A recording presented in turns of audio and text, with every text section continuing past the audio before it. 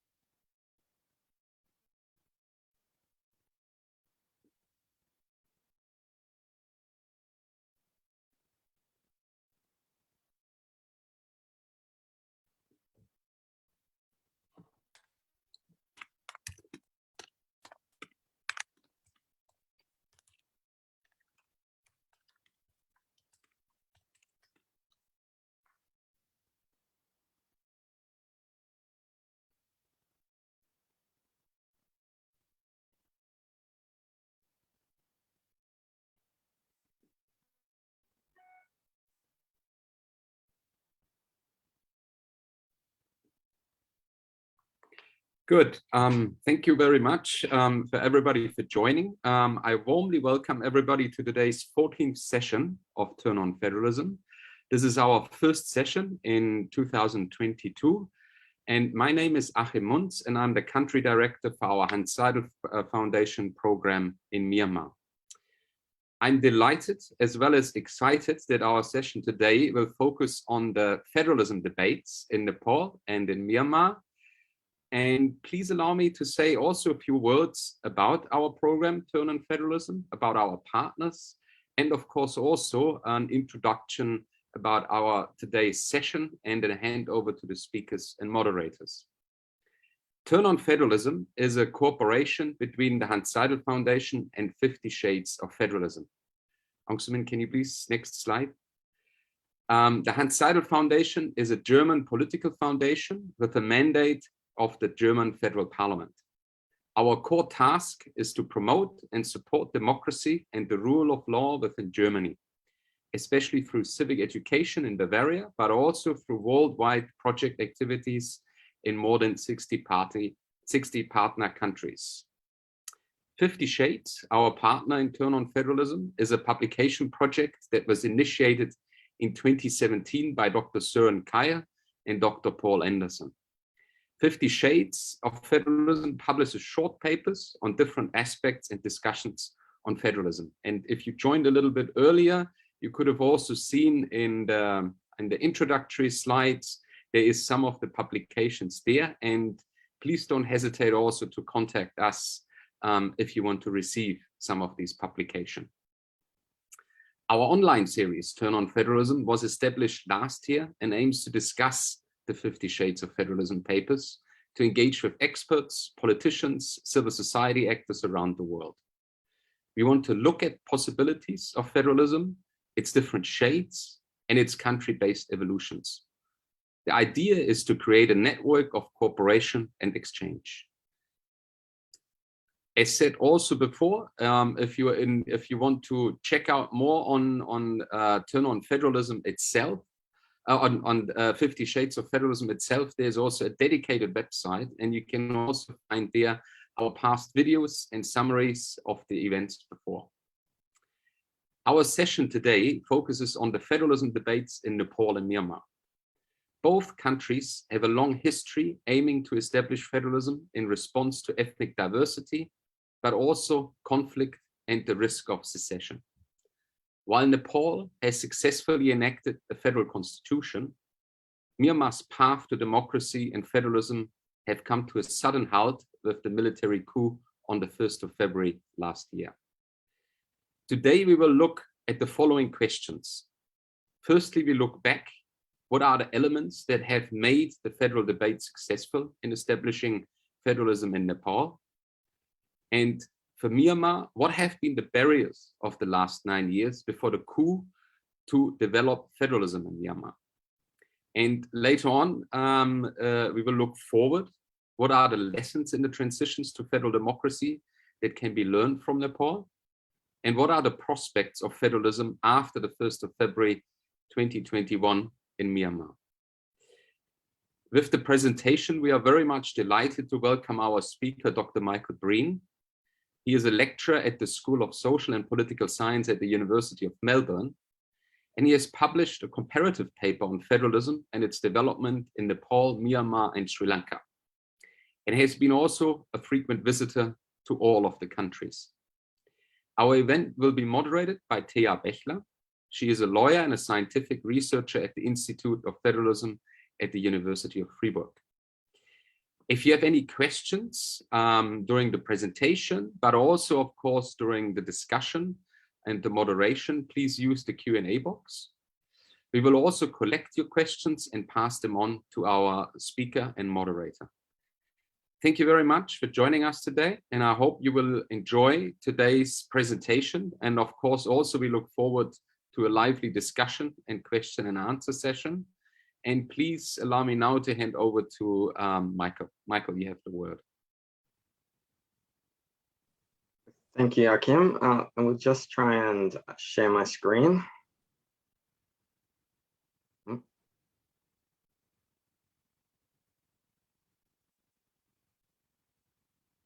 Sorry, let me try that again.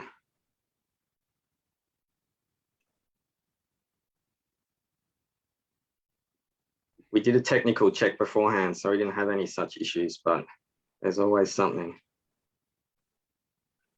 Okay, thank you very much, and thank you for the kind introduction and the invitation. I'm very happy to talk about these issues today. I think they're very important, and I hope we can have a good discussion. My talk will be very brief today, around 10 minutes or so. I have many opinions on many different things, but I think the challenges, especially in Myanmar at the moment, are so significant that we need to have this kind of discussion to fill out the full picture.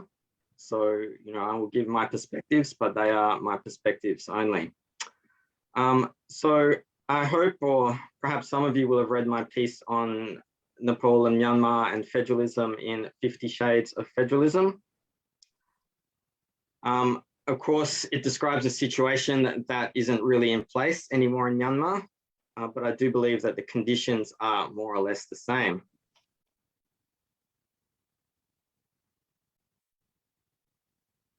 So my talk today will cover why Nepal and Myanmar. So why are they comparable?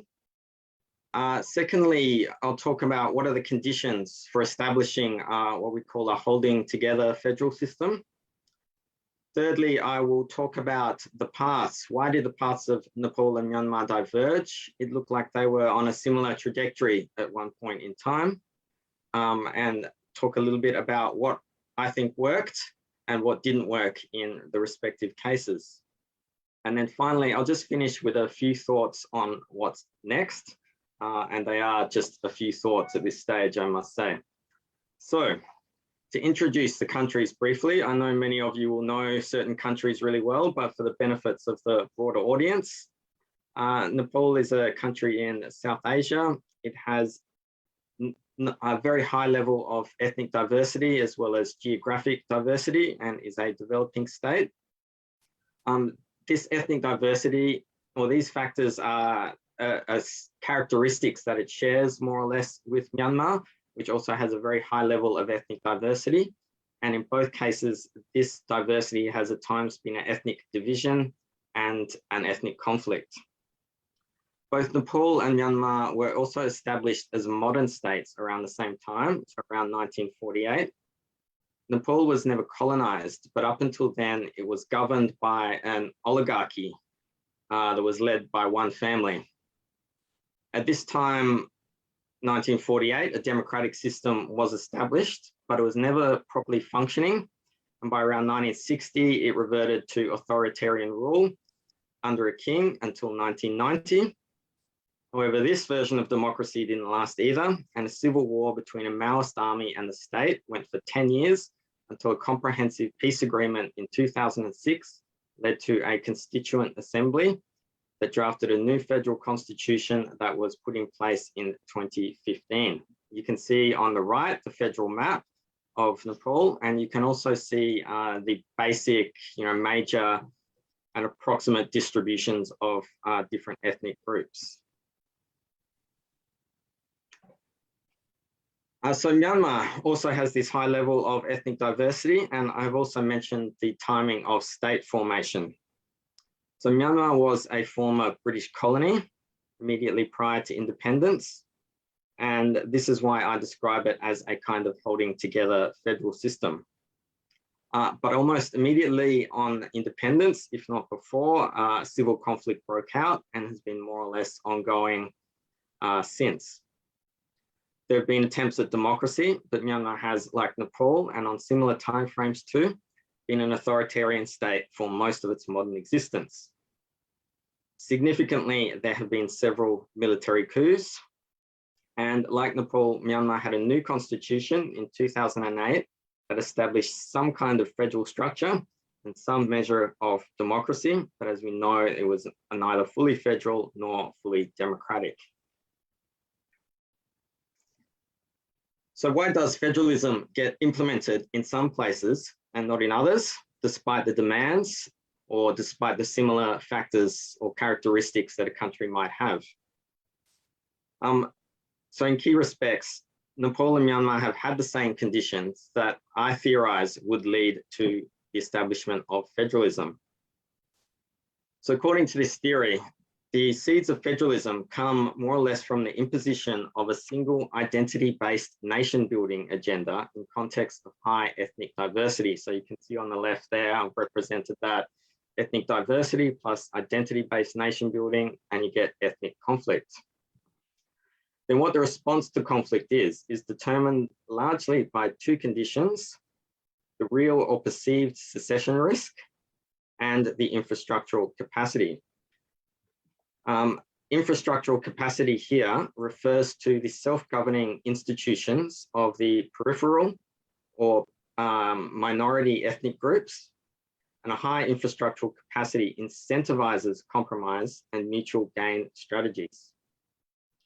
So we can see here, I've put three possible responses to different combinations of those key conditions: repression, concession, and alliance.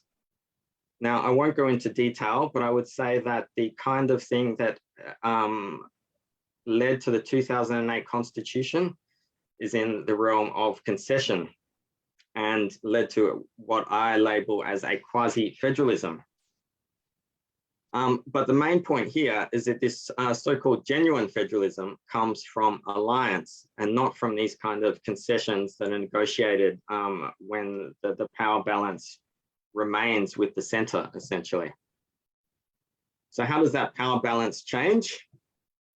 So this is a theoretical model, or it's like an ideal model. Ideal as in it doesn't exist in this particular form in the real world. Not ideal as in this is the perfect way it happens. So what we have here on the y-axis, the vertical axis, is the institutional advantage, and you get a very strong institutional advantage at the state formation stage. And then on the horizontal axis, we have the power production over time. So we have this kind of reinforcing power structures. And the dotted line is institutional accommodation over time. So in the cases that I've looked at, which I've expanded into other countries in the Asian region, you have this initial advantage to the dominant group in ethnically diverse states that have these kind of federal characteristics. And then you have this accommodation of minority groups. But then the identity-based nation building comes in, the accommodation decreases, the minority groups or ethnic nationalities resist, creates a kind of reactive sequencing. And this leads to a concession, which builds up the institutional accommodation. It's not sufficient.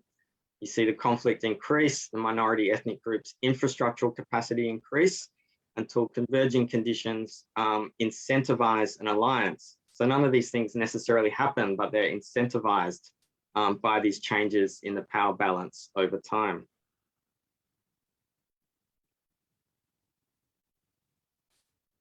So to look at the countries more specifically, I've identified 4 particular issues in the Myanmar situation that I think contributed to it taking a diverging path from that which occurred in Nepal. So for one, the alliance that I've talked about was in a sense an alliance between the National League for Democracy and other Myanmar democratic parties and ethnic political parties and ethnic armed groups. So, I think we could debate, how genuine that alliance was. But the important point here is that it fell apart, and the alliance makes the change agents powerful enough to affect these kinds of changes. And I think without it, the military supremacy, for want of a better word, is easier to return, at least in particular areas.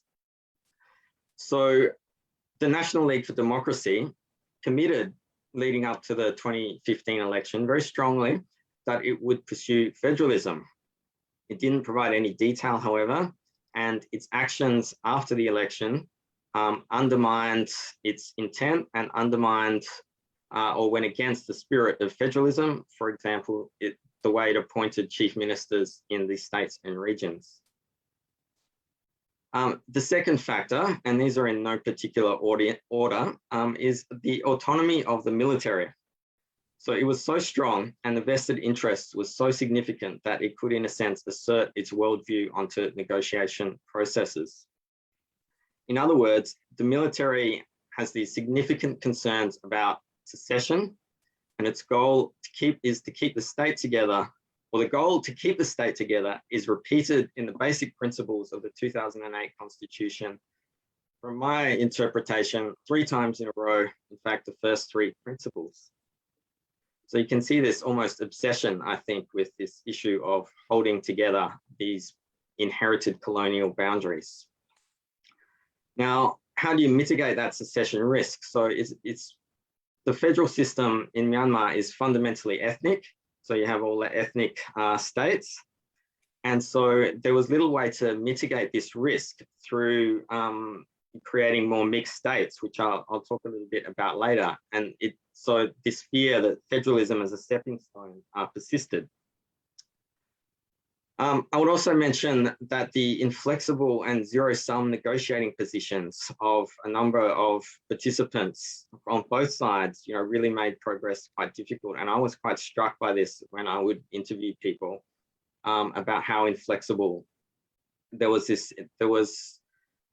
everything was basically seemed to be a win-lose approach. And I don't think that this is going to get the federal outcomes that people are wanting. And the fourth reason is the contested election and dominant party system with mostly ethnic parties. So this was not very conducive to inclusivity. And to put in basic terms, when you exclude large sectors of society from exercising a democratic voice, it's more likely that they will turn to violence.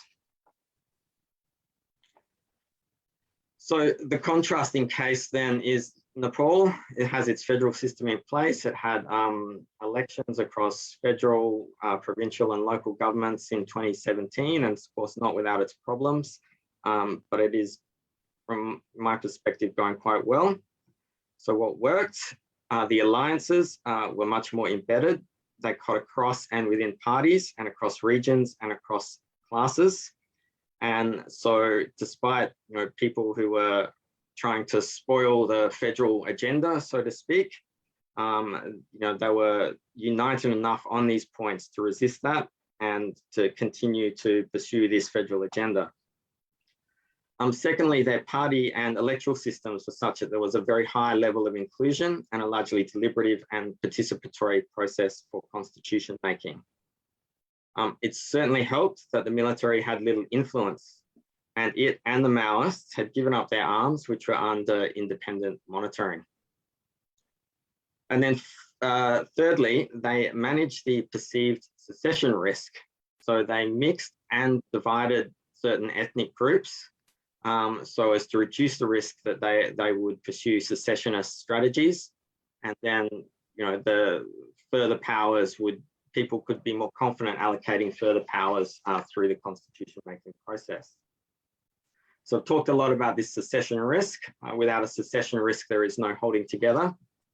There is a paradox of federalism that some people talk about, whereas federalism can make secession more likely and less likely at the same time. So, you know, less likely because minority ethnic groups are having their key demands met and they get autonomy, for example, and more likely because it allows ethnic groups, for example, to accumulate resources and to develop a distinct identity.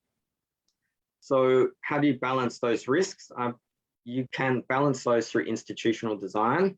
And I put 3 points up here. One is through creating more mixed groups. So Nepal coupled 2 or 3 ethnic groups in each province and split major groups across more than one province. I think that this is a good strategy as it enables ethnic autonomy, but also facilitates that integration and reduces that secession risk or fear. Thirdly, it also meant that the division of powers could be stronger, especially law and order. I think Kim mentioned I'd written about Sri Lanka, and in Sri Lanka, one of the problems was the northern province was almost homogeneous Tamil province, and the constitution required the government to devolve law and order powers to that province, but they feared that this kind of security sector responsibilities would be used to mount a secessionist movement. So you can see a very clear and direct link there. And then thirdly, I've also mentioned creating more inclusive institutions through electoral systems and political party systems. So I think I've gone a little bit longer than I intended, but to conclude, a few thoughts. What next? Where to from here? It's hard for me to see that there could be any kind of military victory on either side, at least in the near term. But also, I can't see any new election under the military junta that ushers in any kind of real democratization. So as for that negotiation stalemate, you know, I am at a loss, but I do think I would like to make 3 points. One is simultaneous democratization and federalization. So I believe that the new state post-military junta will need to establish democracy and federalism at the same time. One doesn't seem to follow the other in modern state establishments. In a democracy, majority groups will tend to resist federalism, see Sri Lanka, for example, or the Philippines. And conversely, if you have a federal system without democracy, you'll find provincial and ethnic powers resisting democracy to protect their existing resources. Secondly, a new party system and a new electoral system. The risk that a dominant or single party system emerges, I think, is high. And I don't necessarily think proportional representation is the answer, perhaps some kind of mixed electoral system, but also political party reform. So not having large ethnic parties, I think there's nothing wrong with having small ethnic parties to represent ethnic nationalities. It's important to hold larger parties accountable. But having, say, NLD or USDP as BAMA dominated or, you know, quasi-BAMA parties, I think is likely to cause problems, and that more effort should be put towards making those parties more multi-ethnic and more inclusive in both their membership, their representatives, and their policies. And finally, the international community role, being a member of the international community. There is, I think, unfortunately, very little that the international community can do to influence proceedings, but it can make targeted sanctions to hit the generals in their hip pocket, and can also help to school and train the next generation of Myanmar change makers. But ultimately, the change will come from within. So that's my perspective. Thank you for listening. I look forward to hearing your perspectives and your questions and having a useful discussion. Thanks.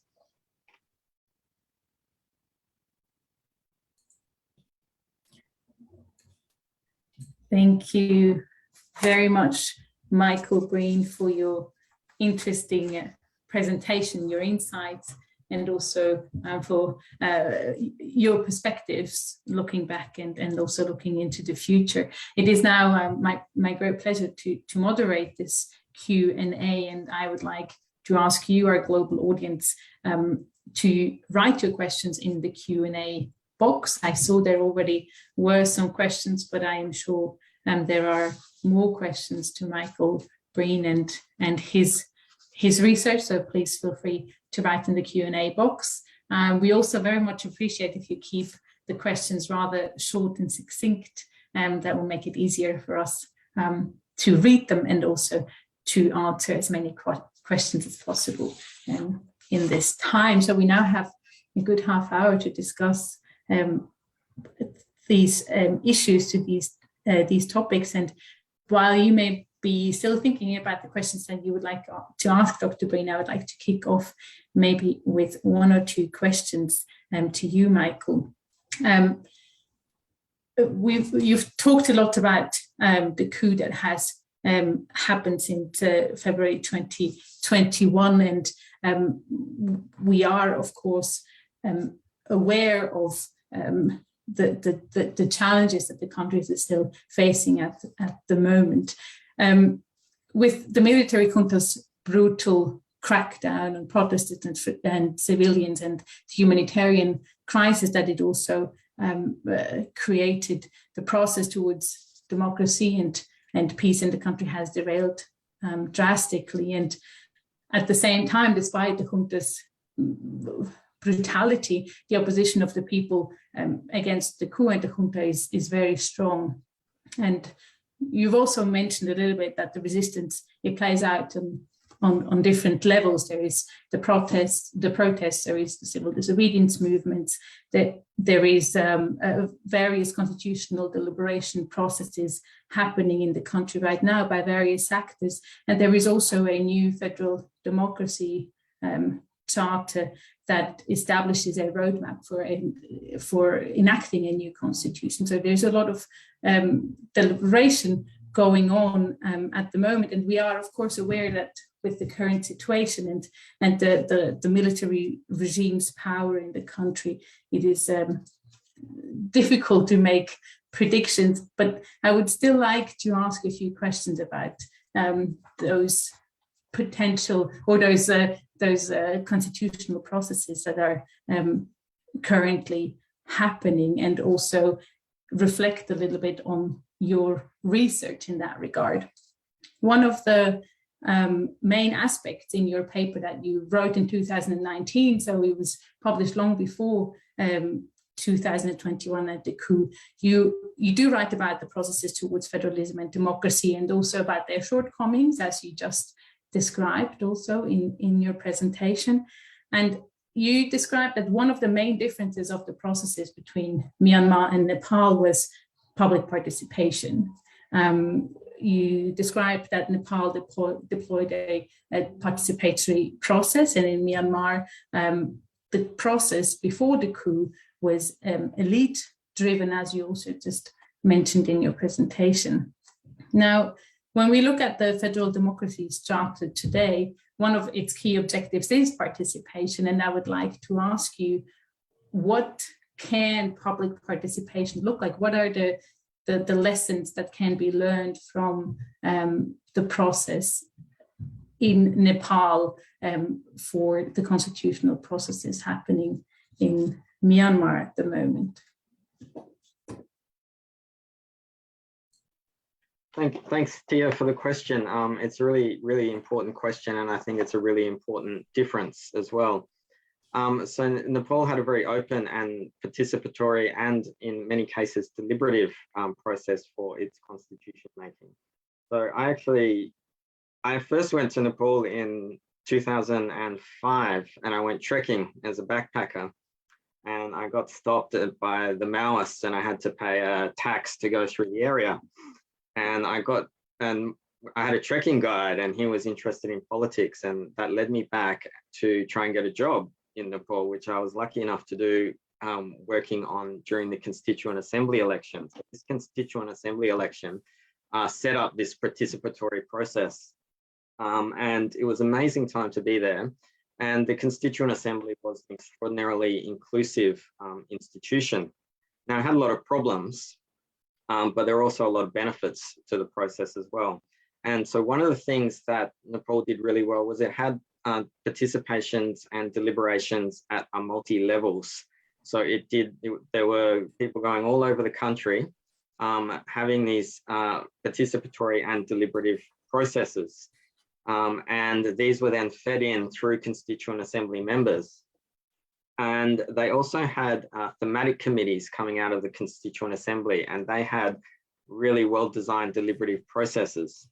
And so when I emphasize deliberative as opposed to just participatory, we're talking about a few conditions coming in. And one is this level of knowledge or information that informs a discussion. So a deliberation, should generally be preceded by or be accompanied by the kinds of information and learnings that can help for an informed discussion. And so there was a huge emphasis on this in Nepal. And one of my jobs was to, help to produce the information and to help to run sessions. And then also later on, I returned and helped with the participatory process as well.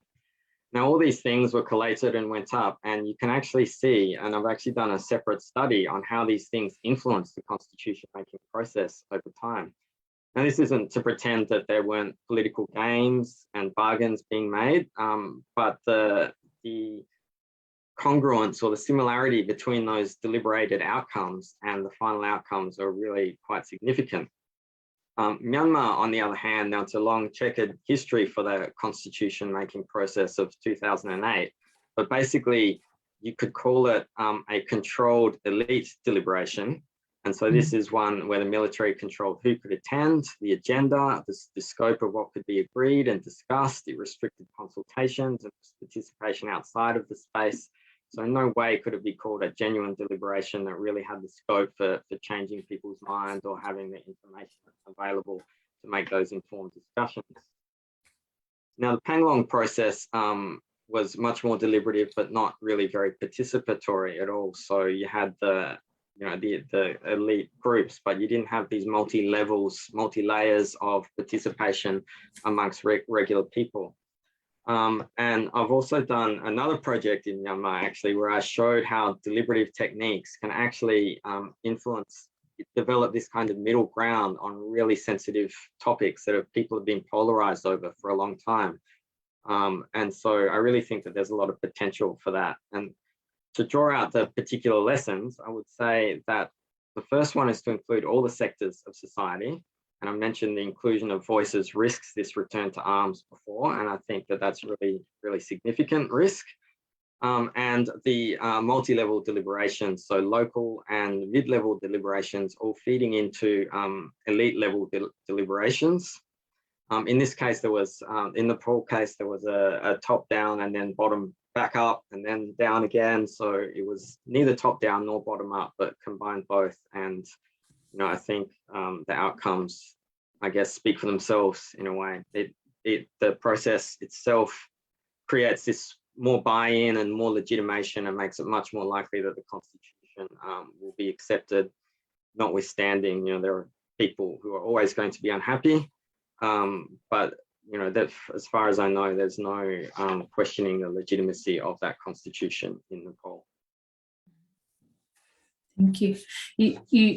You also write in your paper that another difference between Nepal and Myanmar is that in Nepal, the remainders of the authoritarian past were sidelined, and they were sidelined throughout the process, and they had no more role in the federalization process. Can you maybe elaborate a little bit more on this? How do you sideline a military regime, or is there any particular lessons that can be learned for Myanmar from Nepal here? Yeah, and I should elaborate on it because it could actually sound a little bit contradictory, because I've just said you need to include everyone. Oh yeah, but don't include the military. So I could describe each country as having like three sides in a sense in coming up to the constitution making processes. So in Nepal, you had the monarchy, and the military reported to the monarchy.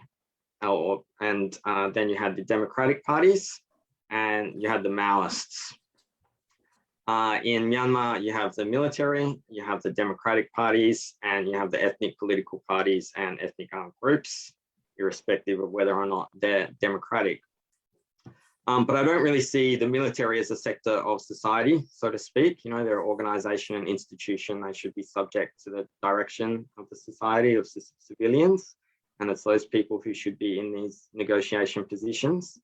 I don't see any future for, and I'm sure anyone from Myanmar here would, you know, how the military could be part of any future democratic system in Myanmar in any kind of role in the way that they've had in the past. I just don't see it as being acceptable by any substantial portion of society. So in the poll, neither the military nor the former king played any part in the negotiations, and the military was made to be subject to civilian rule, and the people were to decide. So the king was no longer the king, but he could participate as a regular citizen. But the traditionalists, or those that preferred a return to the monarchy or the royalist parties, they could and they did participate. So I think the analogy with Myanmar would be, say, the inclusion of military sympathetic or military aligned parties, for example, the USDP, is one way to ensure that these kind of sectors of society are represented in these negotiations. And that this is needed, I think, to ameliorate those risks that the excluded parties will have their interests. The excluded parties can be assured that their interests are representative. In terms of how you sideline the military, I mean, it's clear that the military was more powerful and more brutal in Myanmar, and you know how you address that is, you know, I don't know.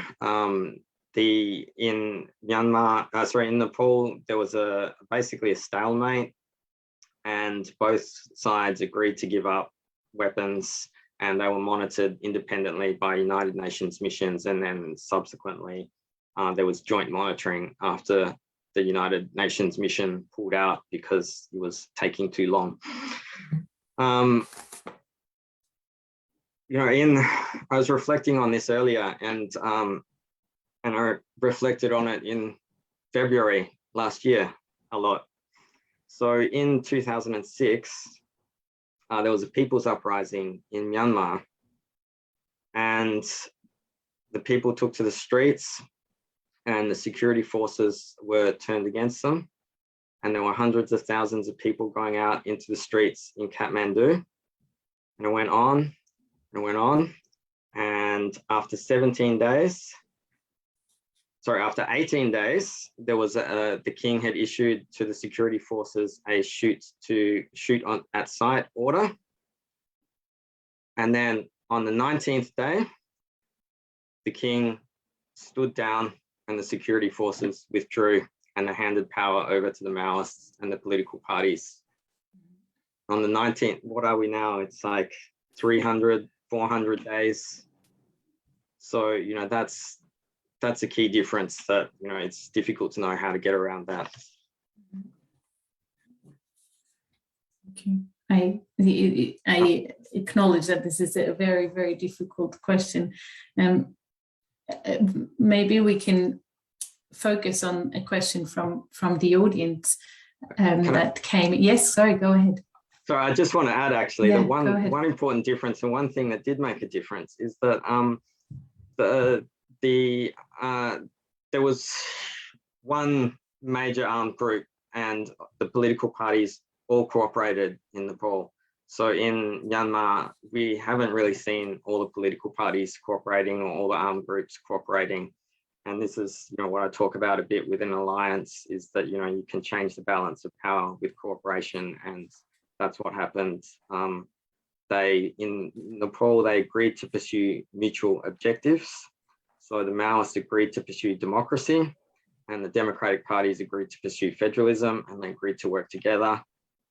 It looked like similar things might be happening in Myanmar, but we know that the federalism agenda was not really genuinely pursued post the 2015 election, nor of course before. We do have a bit of an institutional question that refers to one of your last points that you made, saying that democratization processes and federalization processes have to happen at the same at the same time. Now, the question the person asks whether you might speak about the huge role that the Constituent Assembly played in the development of Nepal's 2015 constitution, and maybe if we want to draw some comparisons to the case of Myanmar, there is also a question what other obstacles there are towards federalism in Myanmar. Maybe you can also draw some conclusions there in terms of the institutions.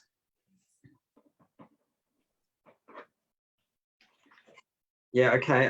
So the Constituent Assembly, like I said earlier, was absolutely critical in giving a lot of people a voice, but only to a limited extent, because they needed to go down to different levels to create more inclusive processes.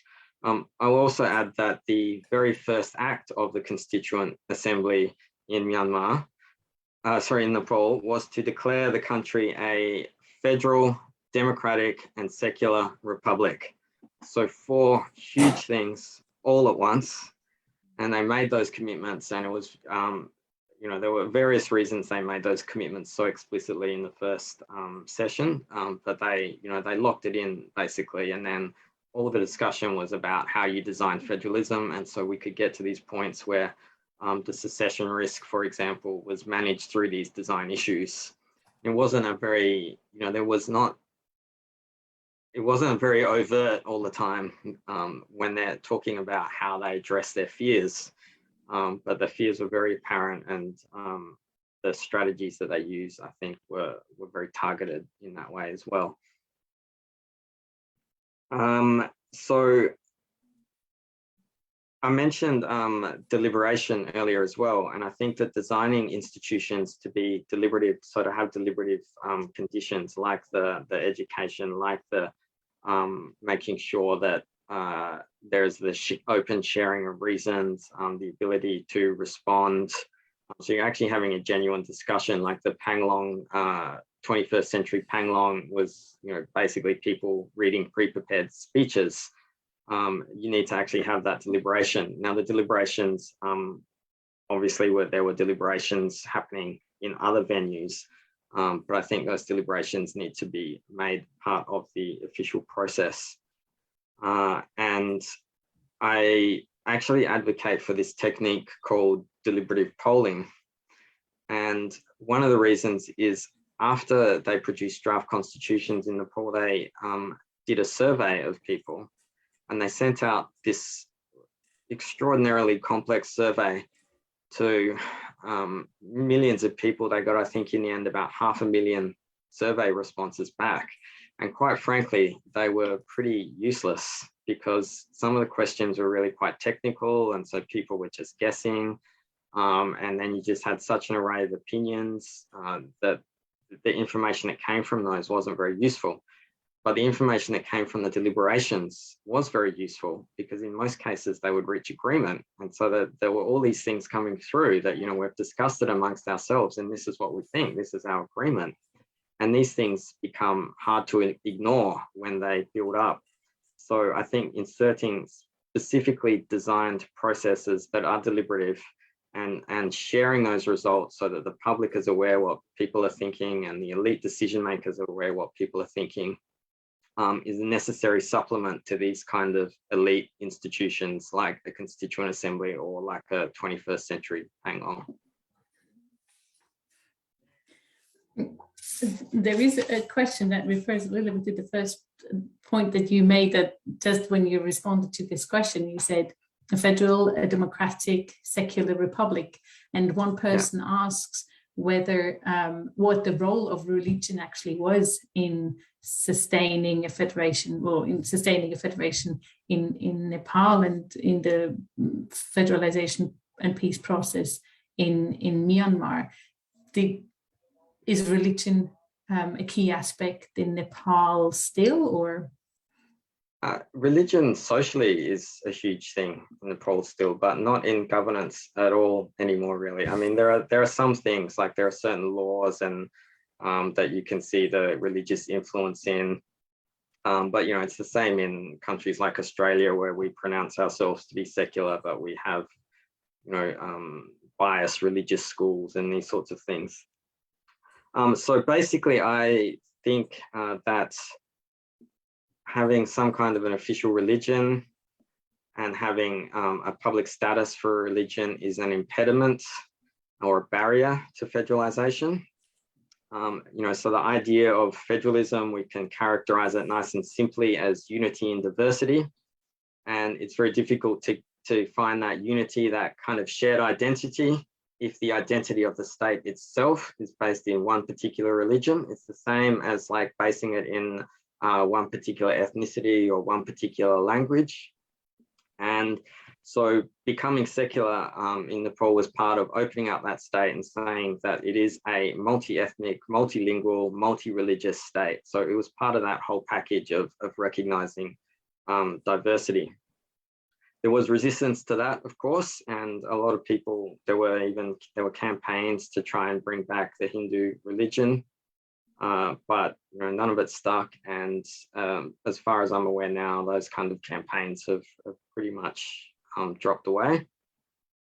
And so I think that the privileged position that Buddhism has in the 2008 Myanmar Constitution is a problem. And I'm aware that the federal democracy charter that's out there professes or proclaims to be secular, and I think that that's the right kind of move.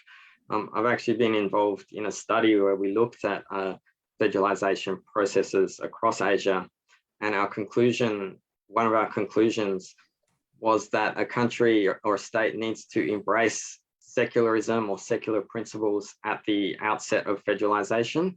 But at the same time, the incorporation of religion into the state and into institutions is an ongoing negotiation after those kind of institutions are established.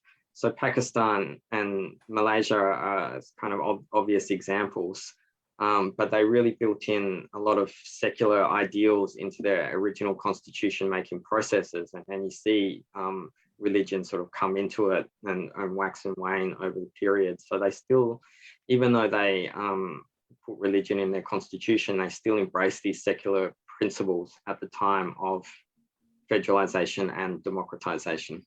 Mm-hmm. Ethnic identity, also religious identity, but you talked about ethnic identity in your presentation as well, plays a huge role also in your research and in the findings that you were able to present. There is one question with regards to that, and I am going to take the liberty to just read it out loud. Sure. One of Nepal's particularities is the concentration of a significant minority, the Madhesi, in the southern part of the country. Their demands influenced the structure of federalism reflected in the 2015 constitution. And now Province 2 is called Madhesh. In Myanmar, what was the impact of the geographic concentration of minorities on the debates about federalism before the coup? Yeah, so thanks. That's a really good question. I think it's basically that the concentration of minorities can help or contribute to raising a fear of secession. Because, you know, there's this distinct or separate identity, there's homelands that can be associated with it, there's potentially different cultures, different languages, all these things that might suggest that a distinct state might be most suitable. And when you've got a paranoid military, then these kind of things can contribute to that mindset. So yeah, the Madheshi situation across the southern part of Nepal is one of the key ways that they manage that secession risk. So there were some areas on the east and the west, that particularly the east, that would talk about you know, breaking away or secession, but you know, it wasn't really. It's difficult to take seriously, I guess, for many people, other than the conflict that would cause. They didn't actually think that it could be achieved. But the Madheshi group along the southern border, now people were worried about that. And when I say people, I mean mostly political leaders. And they weren't always very open about it. But I met with people and they would talk to me about this annexation plan that India apparently had in the 1970s. So after India annexed Sikkim, I think it was, there was a plan apparently to annex Nepal, or at least the southern part of Nepal. And it's still a concern amongst politicians today. And so they saw this idea, the demand of the Madeshis, or one of the demands, was to have one single province running along the entire southern border. Now this was just, really raised that fear that, okay, this will become part of India or an independent state. And so they were, many of the leaders of the other major parties were insistent that that could not occur. And of course, the Madeshis were insistent that it had to be one state, and eventually we got to two. And I think it's a reasonable compromise. One of those is well and truly majority Madeshi, and I think the other one has a plurality of Madeshi, but I can't quite recall exactly. But the Madeshis also, they went out on the streets protesting prior to the first Constituent Assembly meeting. So it went out in many places in the Madesh, and that influenced the Constituent Assembly to make that first commitment to federalism as well. And it was a very important influence. And finally, if I can quickly add that the people who are were most unhappy with the Constitution after it was released was many of those activists, Madeshi activists, who had advocated for one single province. With regards to the secession risk, when secession is talked about in relation to federalism, sometimes there is confusion. What is secession and what is self-determination? There is a question on that from the audience, and the person asked how the issue of the right to self-determination can be differentiated from the issue of secession, or maybe the person also means the right to secession in federalism. Yeah, I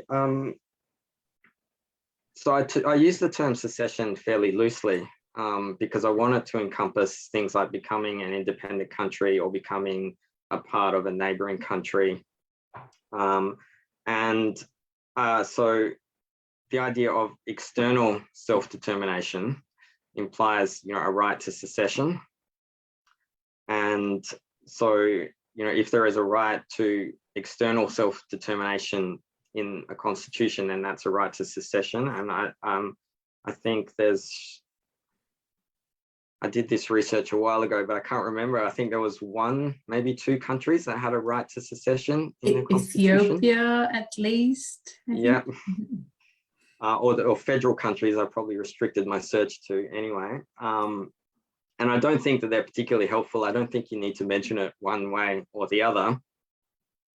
So I think it's distinct from the idea of internal self-determination, where you get to have autonomy within the boundaries of a state. And yeah, I'm not sure if I've answered the question, but secession and external self-determination, I think they can be equated. Whether or not there should be a secession risk right in a constitution is a separate question, and I would think that it's not going to be particularly helpful. Having said that, ways to defend against future military coups might perhaps include some kind of right. It's difficult to know what's appropriate in the Myanmar situation there, but it would be rare and unusual, and it didn't really work out very well in the past because, the right to secession, it's nice to have it in paper, but what's actually going to happen when someone tries to exercise that right? And I think there's experience we can draw from there. The bird in the background, Susan Kyle, just notified me that it is Ethiopia, St. Kitts and Nevis, Canada, and the UK. And also, okay, so there's a few. Yeah, according to him, we'd have to. I'm sure he knows. I'll trust him. So do I. You were maybe we jump back to the question about Madhesi, about the province in Nepal before, because there is one question from the audience that would like to know whether, or what kind of criteria there are used to demarcate the boundaries of member states in Nepal, and also what other states can learn potentially from these criteria to demarcate the boundaries of internal units. Yeah, okay, great. So in Nepal, the initial federalism debate was hampered by this polarization between two ideal approaches to federalism. One is what we call ethnic federalism, where the criteria for the creation of a state is basically based around the concentration of particular groups, language, homelands, these sorts of things. And the second is territorial federalism, where it's essentially blind to ethnicity and takes into account other things like population, geography, and so forth. Now, of course, in reality, you're always going to have to take into account, you know, they're going to need to be some mixed solutions. But it took a very, very long time for people to actually talk about those mixed solutions. They were arguing about one or the other for quite a long time.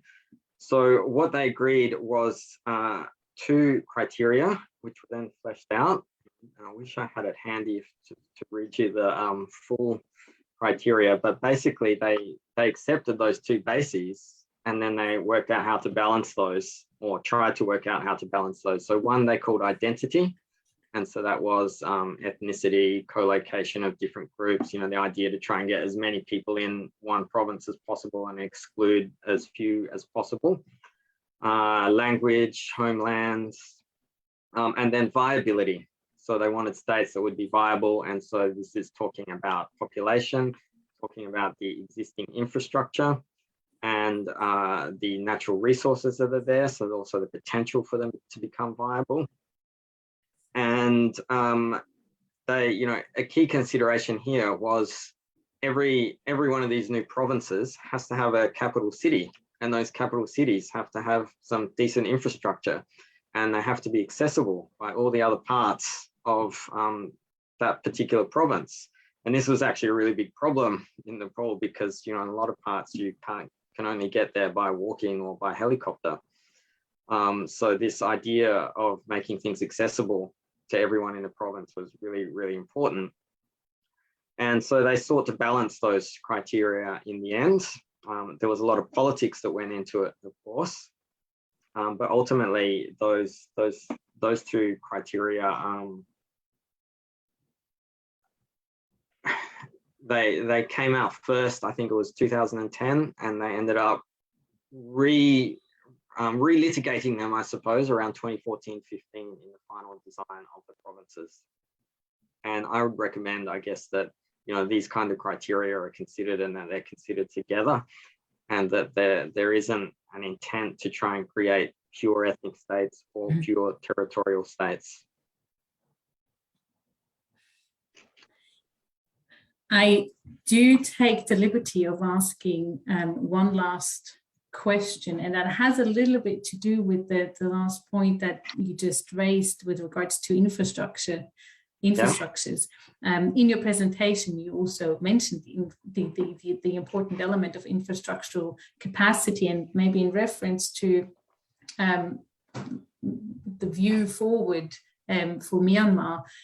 We've also learned that, like through the news, we've learned that there is, since the coup, there's been quite some shadow administrations on the local level that have been created that provide social welfare, that provide healthcare some facilities and services, etc. And these infrastructures that can already be quite established and quite strong. And now, moving forward, how important can such existing local structures be in the prospective process towards federalization and democratization in Myanmar? Yeah, thank you. I think it's really, really important. And I think that these kind of activities should continue and continue to build strength. So to go back to that diagram, that ideal model that I showed earlier in the presentation, and talking about that infrastructural or the institutional capacities of the different ethnic nationalities in the case of Myanmar, and how it grows over time or has grown over time, and that this actually incentivizes a central authority to accommodate a particular region or a group, accommodate or merge with whatever the final process is. So the institutional infrastructural capacity that I talk about includes that institutional basis and the ability to provide services like health and education.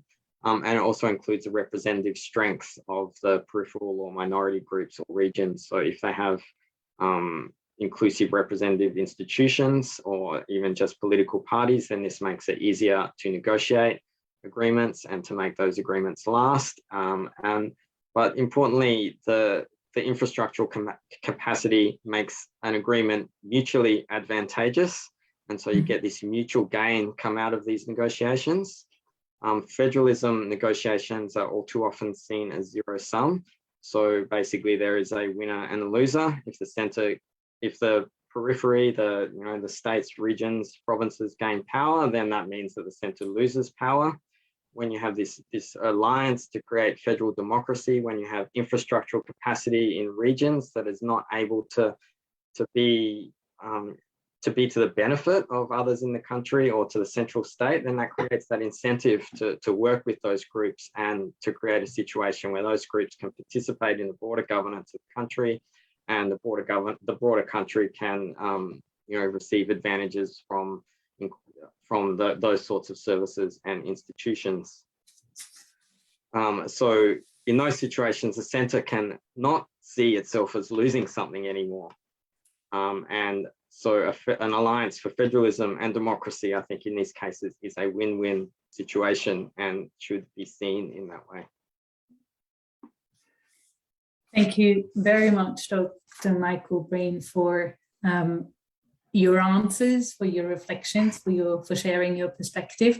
I am quite sad that we have to conclude this session, and I'm also sad that we could not answer all of the questions from the audience, but I would like to thank the audience for participating, for asking questions, and I do hope that we can continue these debates in different places sometime else. I would like to now conclude this session. This was our first session of the year 2022. Our next session will take place in April, and you will be notified as usual via our channels.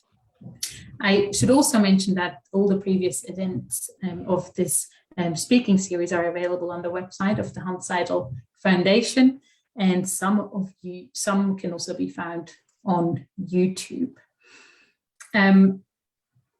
I would also like to draw your attention to a quick survey that will be shared with you when after the session, and we are very happy to receive your feedback to further improve this webinar series. So now I would like to thank you again, Michael Breen, for your presentation and for the discussion. And depending on where you are, our global audience, I would now like to wish you a very good night, a good afternoon, or a good morning, and see you next time. Bye-bye. Thanks, everyone. Bye.